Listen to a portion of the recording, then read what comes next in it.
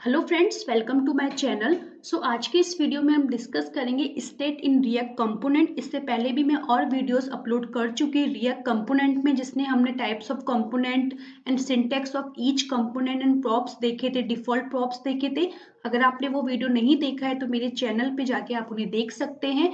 उसके अलावा इस वीडियो के डिस्क्रिप्शन लिंक में भी मैं आपको प्लेलिस्ट का लिंक दे दूंगी, आप वहां से देख सकते हैं। तो यहाँ पे क्या है, स्टेट की अगर बात करते हैं, कुछ यहाँ पे इंफॉर्मेशन है अबाउट स्टेट। पहले हम उसे रीड आउट करते हैं।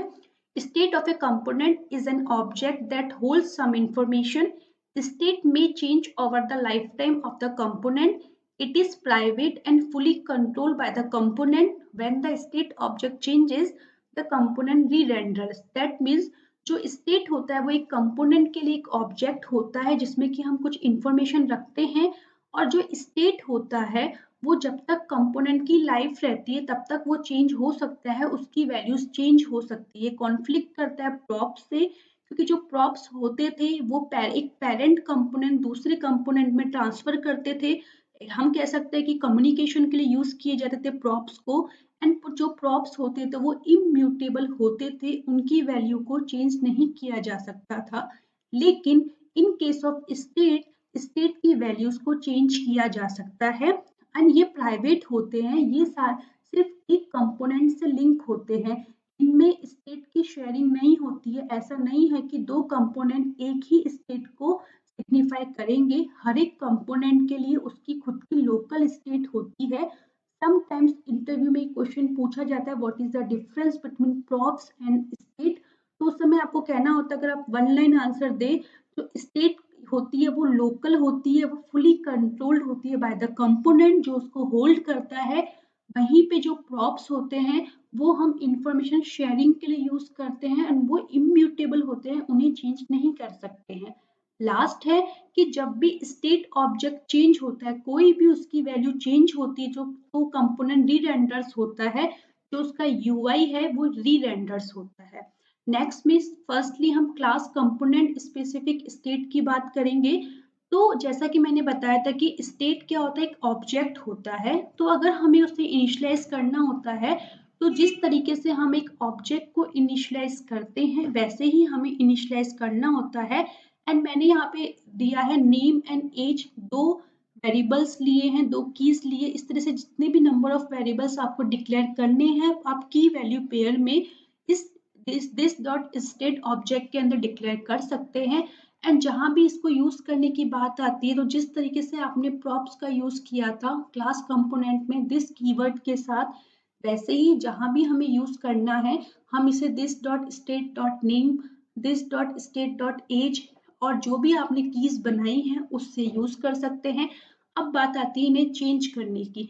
चेंज करते टाइम आपको ध्यान देना है कि जैसे ये ऑलरेडी एक बिल्ट इन ऑब्जेक्ट है क्लास कंपोनेंट में, तो क्लास कंपोनेंट में ही हमें एक बिल्ट इन फंक्शन दिया होता है जो कि सेट स्टेट होता है, जो क्या करता है एक ऑब्जेक्ट लेता है और उस ऑब्जेक्ट में जो भी कीज हमें अपडेट करनी होती है हम उसमें वैल्यू पास कर देते हैं। जैसे यहाँ अपडेट करते टाइम मैंने ओनली एज में 25 पास किया है। इसका मतलब ये नहीं है कि पूरा का पूरा ऑब्जेक्ट चेंज हो जाएगा। ओनली एज जो पहले 24 था वो अब 25 हो जाएगा। ऑब्जेक्ट अभी भी सेम रहेगा जो इनिशियलाइज करते टाइम था, नेम की वैल्यू स्टिल विजय रहेगी। इसके बाद नीचे आप देखेंगे मैंने रेड में मार्क किया हुआ है कि अगर जैसे कि स्टेट एक ऑब्जेक्ट होता है, तो अगर हम डायरेक्टली जैसे हम जावास्क्रिप्ट ऑब्जेक्ट में वैल्यूज को अपडेट करते हैं वैसे वैल्यू अपडेट करना चाहें तो इट विल नॉट वर्क, ऐसा नहीं होगा। और जो हमारा जो इम्पैक्ट होता है, स्टेट क्या होता है, स्टेट का मेन काम क्या होता है, जब भी स्टेट की वैल्यू चेंज होती है तो हमारा जो कंपोनेंट होता है वो री रेंडर होता है। अगर हम इस तरीके से अपडेट करते हैं तो हमारा कंपोनेंट री रेंडर नहीं होता है। तो ये कुछ इसके डॉग्स थे। अब हम देखते हैं कि इन रियलिटी हम कंपोनेंट में किस तरीके से स्टेट को डिक्लेयर करते हैं। तो यहाँ मैंने सेम क्लास कंपोनेंट लिया है, जो कि मैंने जब क्लास कंपोनेंट समझाया था उसका सिंटेक्स क्या होता है उस समय देखा था। इस कंपोनेंट में हम क्या करेंगे, हमें स्टेट यहाँ पे डिक्लेयर करनी है। तो सबसे पहले ऊपर जाके हमें कंस्ट्रक्टर यहाँ पे एक बनाना होगा। एंड कंस्ट्रक्टर बनाते ही आप देखेंगे कि आपको एक एरर आती है, ये एक सुपर फंक्शन को कॉल करने के लिए बोलता है। ये जावा स्क्रिप्ट की एरर है। उसमें क्या होता है, जब भी कोई चाइल्ड क्लास किसी दूसरी क्लास को एक्सटेंड कर रही होती है, तो उस एक्सटेंडेड क्लास को कॉन्फ़िगर करने के लिए हमें कंस्ट्रक्टर के अंदर सुपर फंक्शन कॉल करना होता है। ये भी एक इंटरव्यू क्वेश्चन होता है जो इंटरव्यू में पूछा जाता है। इसके बाद क्या करना है, हमें स्टेट ऑब्जेक्ट को यहाँ पे डिक्लेयर करना है। तो मैं क्या करती हूँ, दिस डॉट स्टेट, जैसा कि हमने बताया था, इक्वल टू यहाँ पे नेम में करती हूँ मैं टेस्ट यूजर,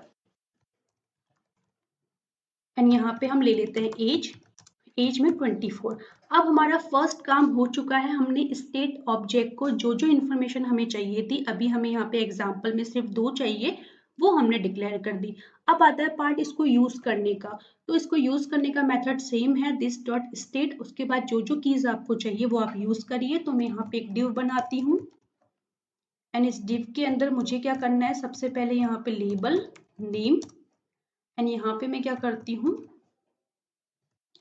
अपना कर देती हूँ ब्रेसेस के अंदर this dot state dot name. तो आप देखेंगे कि यूआई अपना अपडेट होने में है और वहां पे नेम डिस्प्ले हो चुका है। सेम लाइक मैं क्या करती हूँ, एज को डिस्प्ले कर लेती हूँ।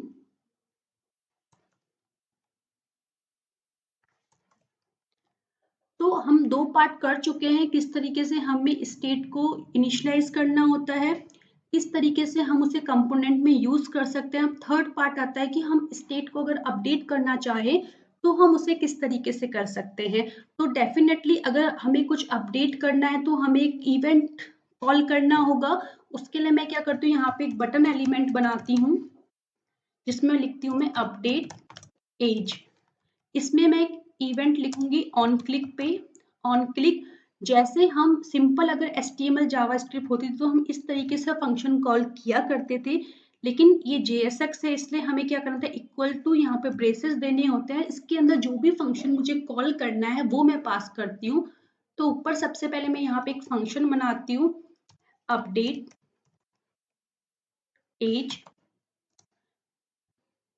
ओके, एंड यहाँ पे मैं कर लेती हूँ, कैसे करना था, दिस डॉट सेट स्टेट।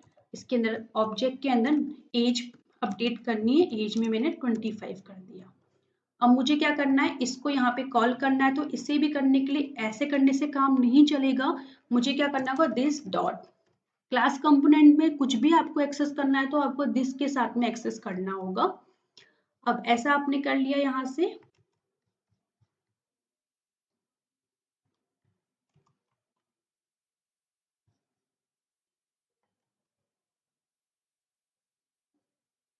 ठीक है, अब हमें क्या करना है, इसको हम क्लिक करके देखते हैं और देखते हैं कि क्या हमारी स्टेट अपडेट हो रही है या नहीं। तो मैं यहाँ पे क्लिक करती हूँ।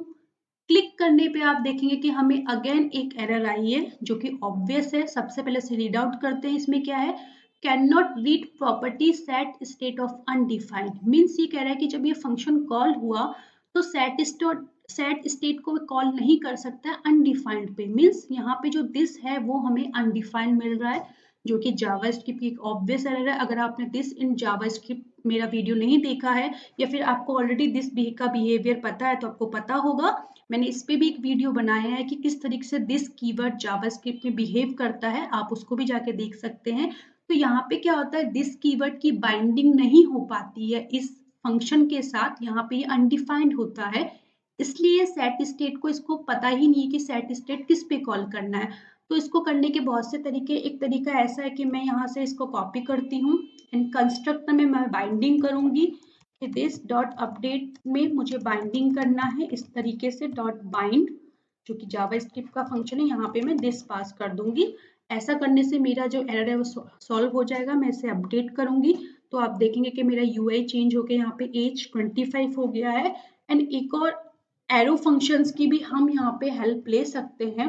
एरो फंक्शंस में क्या होता है, अपना खुद का दिस कीवर्ड नहीं होता है, वो क्या करते हैं, सराउंडिंग जो होती है वहां से दिस कीवर्ड को लेते हैं। तो अगर मैं इसको एरो में कन्वर्ट करती हूँ तो मुझे ऐसे बाइंड स्टेटमेंट लिखने की रिक्वायरमेंट नहीं है। दिस एरो फंक्शंस पे भी मैंने वीडियो बनाया है, आप वो भी मॉडर्न जावास्क्रिप्ट प्लेलिस्ट में जाके देख सकते हैं।